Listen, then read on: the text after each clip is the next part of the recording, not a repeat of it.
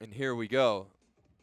As we said, the lights are set for 14:45 as the Pacers jump out to the front. And the fastest athlete in the field, 14:51, I believe, and that's Josette Andrews, who's run 14:51 twice, but 14:51 2 years ago at this 5,000 meters. That was her big coming out party. And we have Laura Galvan, 14:51. Actually, hers is the fastest, 14:51.15 by the points of the second. And then we have Elly Infeld with a personal best of 14:51.91 from indoors. So, if these women are in PR shape, that 14:50 barrier would be a big target for them. Elly Infeld's such a tough competitor too. Last year, she's struggled with injuries throughout her career, but always been able to come back right off of an injury and being able to contend right away. Exactly. And and for her it was a pretty major injury or a surgery that she had to have for her hip. And she's been very open about the kind of recovery process, but in the kind of mechanically her running just seems to be really coming together. There's a lot of kind of like the smoothness and kind of like effortlessness of her stride has really come back, and it's exciting to see that power. And I'm excited, as I said earlier, I'm excited to see how that translates into her racing this season. Absolutely. At 14:45 pace, that's 70.8 that we're looking for here per lap. So 71 for that second lap. First 200 was 34.5. Michaela DeGennaro is the pacer for this. And we have Whitney Orton Morgan, a tailor-made athlete coached by Diljit Taylor in that second position, leading the group. And then never far from the front, you've got Laura Galvan up there as well. There were supposed to be two pacers. Originally, it was going to be both DeGennaro and Danny Jones pacing, hopefully through the 3K. It is now just one pacer, Michaela DeGennaro, and we'll see how far into the race she's willing to pace. So Whitney Orton Morgan up front, and then Jessica Judd behind her in the Hoka kit, and then to the outside, that's Laura Galvan in the other Hoka kit. And then Melissa Courtney Bryant, a British athlete, and then Josette Andrews, who won the 1500 last week at the Penn Relays. So similar to the perhaps the steeple would be the best example. The kind of main players are up near the front. We'll see how the race unfolds. And now, yeah, we're getting a look at the pacer out front here, but here's the pack. And it's strung out on the pace. We've got Josette Andrews in the 5th position there in the green top. And this is her first year as an On Athletics Club athlete. Just joined Dathan's squad in Boulder there. And on her outside shoulder is Elly Henes, who we want to look for after that amazing 30:48 performance. And last year in this race, Elly Henes ran 15:07, I believe, with one shoe for the majority of the second half of the race. It's wild. We talked to her at the 10. She said, luckily I do wear socks with my spikes because I wasn't totally barefoot out there. But that's still got to hurt. Oh, yeah. I've had that happen for like 600 meters of a race, and my feet looked like chopped liver afterwards. I can only imagine. Yeah, so we still have Whitney Orton Morgan out there, and we're getting some splits on the screen here. So DeGennaro is spot on the target pace. The chase pack has given her a bit of a gap. We'll get a glimpse of what their 1600 meter is when they get up to the line momentarily. DeGennaro doing a great job. And it's about 4:44 through 1600 meters. So 71s. And I believe DeGennaro has now stopped. So for the last 2 miles of the race, it will be up to the athletes to maintain a strong pace for themselves. And in the 5,000 too, like you were saying, you don't necessarily need to get out right on pace. I think it's better most times for the athletes to be, close to that target pace, but maybe a little bit under it, because you can make up so much time in that last K if you are smart about the early stages. Yeah, this is a core group of athletes up here in this top group. Edna Kurgat there on the back end of the pack. Orton Morgan still out front, and I think she's going to be out front for a while now. I don't know if anybody wants to take over that pace from her this early on in the race. We saw in the men's 5K the success they had by sharing the lead. So if and when this race starts to kind of string out, we'll see if the athletes are willing to work together to keep it going. Yeah, they need to take a page out of Hyman's and Rowe's book. They're probably sharing beers right now in the Gooder Beer Garden there. Arms around the flamingo. But right now, Orton Morgan looking great, maintaining her pace. She's hit 71s for every lap split so far. And Jessica Warner-Judd in second. Melissa Courtney Bryant in third. Josette Andrews in fourth. And then Elly Henes there. Laura Galvan behind them. And just for context, 71s is still sub 15-minute pace. 72 flat would be 15 flat pace. So these athletes are still under that 15-minute mark by a good margin. That was a 71 for her lap 6 split for Orton Morgan. We have Warner-Judd, Courtney Bryant, Andrews, Henes.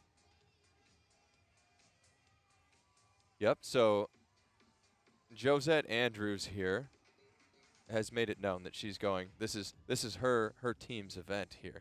She's made it known that she's going for low 440s, or those in her group have. Word gets out around these places.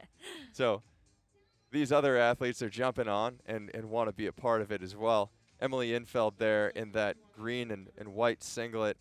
So we have Orton Morgan, Jessica Judd, or Warner-Judd, Melissa Courtney Bryant, Josette Andrews, Henes. And then Joselyn Brea there on the outside in the blue. And Infeld is tucked in on the inside in the green. There's a lot of green going on between On and Nike athletes, but right now it's still a lot of athletes all close together up near the front. 2,600 meters there passed in 7:44, so that was 72.3. And they're leaving it all to Orton Morgan right now.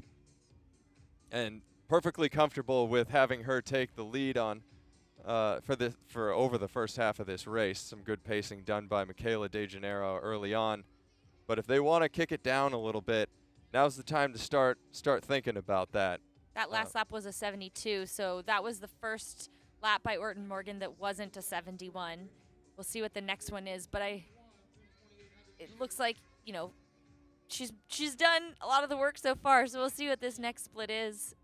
And in your experience, can you have success taking the lead and driving from this far out at this point in the race? I mean, I think I would struggle with it, but I think there are some athletes who, thrive on, an Alicia Monson, for example, who can just get to the front and just grind out the pace. So, it depends on how the athlete is wired. So here we're coming up to 3,000 meters here. That split we'll get to you. That was a 73. So yeah, Orton Morgan has been slower the last two laps, and you can see there's some bunching going on. We've got about 5 laps to go, so 2K-ish remaining in the race, and as we see from the photo, Jessica Warner-Judd is right on Orton Morgan, but Josette Andrews is kind of coming wide. You can see she's starting to think about, and Orton Morgan is now dropped out. Perhaps she was a pacer, or perhaps she's decided I've had enough.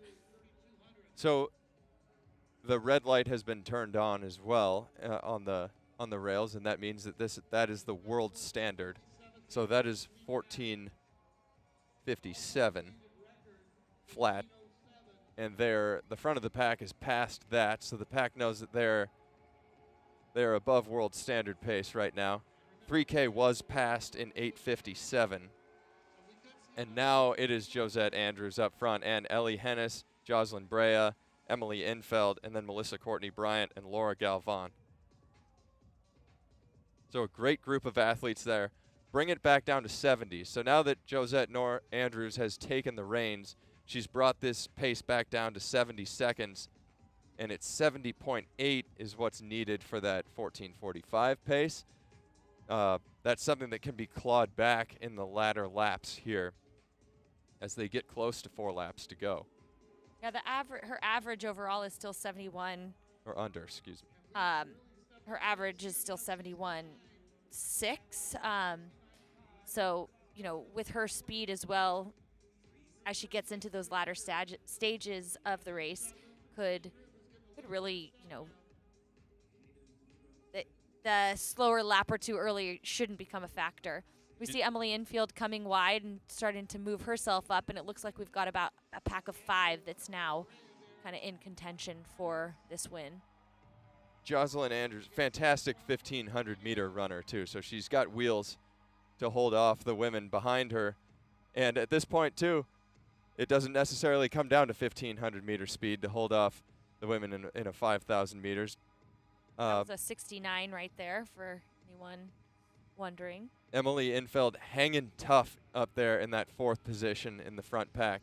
Always. She gritted it out, made a world team last year, too, for the 5,000 meters. Narrowly missing that 10,000-meter team, coming back and making the team here. So it's good to see her up there in the pack, and we'll look for her to make a move, too, later in this race. But check out Joselyn Brea. She's got a 15:05 to her name, and she's sitting in that 2nd position. So tucking herself in with the best athletes on the continent right now and trying to make a name for herself. And Emily Infeld moving around Henes there, trying to get back up on Joselyn Brea because Josette Norris is cranking down the pace. Yeah, that last lap was a 69. As we approach the finish line with about 2 laps to go, we'll see what her split was for this last lap. So that was 4,200 meters there. Under 2 laps to go. 71. So she slowed it back down a bit. And the pack is bunching as much as it can with 5 athletes there. But you can see Laura Galvan in that 3rd position now, inching her way up as well. You said she's a 14:51 athlete and has the best time in the field. She's trying to get up into 2nd, it looks like, if she can. So it's Josette Andrews, and then Joselyn Brea still, and Laura Galvan, Emily Infeld, 4 athletes that seem to be separating themselves at the moment. Elly Henes, excuse me, trying to hang on there. But it is still Josette Andrews taking the reins here.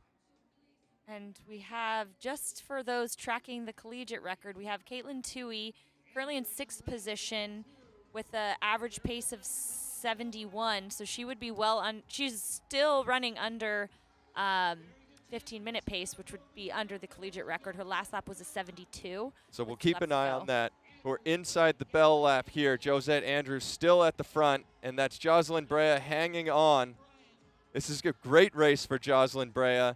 68 seconds for that last lap, and now Josette Andrews is opening it up.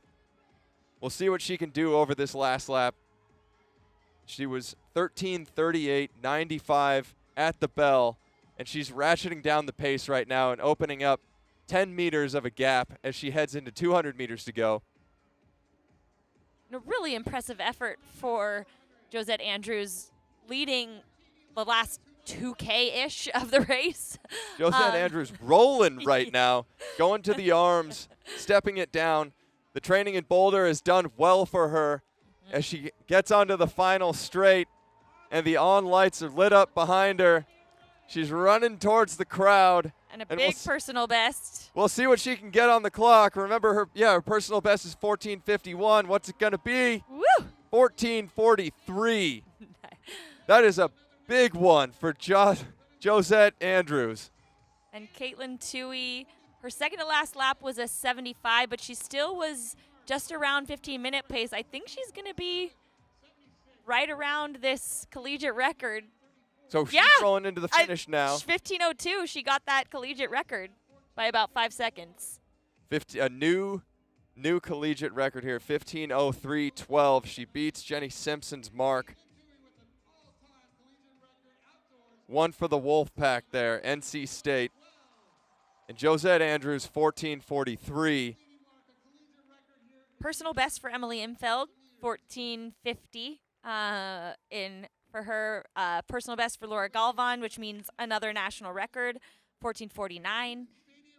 The first Mexican athlete under 14:50 there, 14:49. Joselyn Brea, how about that? 14:47.76 for second place tonight.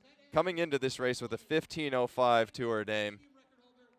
But Josette Andrews, I mean, taking the lead with 5 laps to go, maybe more, just throwing in a 70 and a 69 on lap 9 and lap 10. Slowed it down a tiny bit lap 11 with a 71, but then lap 12 ran a 68, and then the last lap was a 64, closing in a 64.